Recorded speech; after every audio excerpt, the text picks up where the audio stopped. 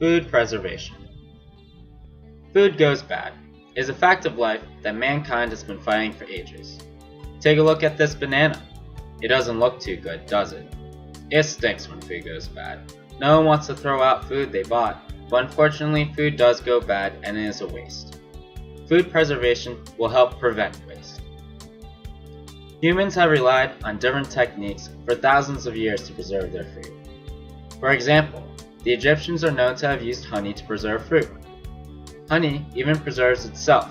Jars of honey, similar to this jar, were found in King Tut's tomb and, believe it or not, still good enough to eat. A few techniques that come to mind are drying, curing, fruit preservation, pickling, freezing, and canning. For our lesson, we will learn about freezing and canning. This will be the focus of our Gilded Age lesson, as the freezer section and the canned food aisle both trace their roots to the Gilded Age. Clarence Birdeye was on a trip in Alaska when he observed Eskimos catching fish and immediately freezing them to preserve the fish.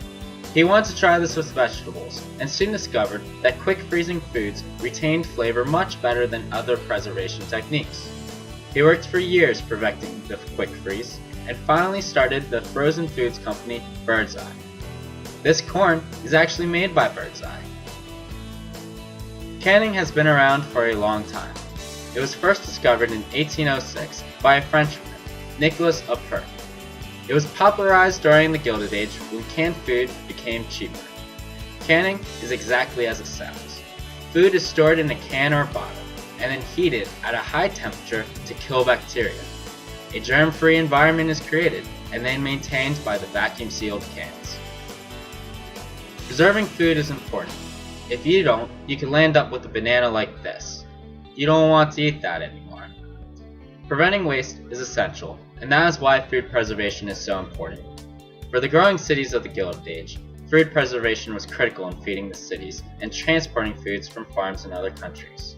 We can have different types of foods year-round, largely due to our continued improvement and utilization of food preservation techniques. So the next time you walk through the grocery store, ask yourself, how is this food being preserved? Thank you.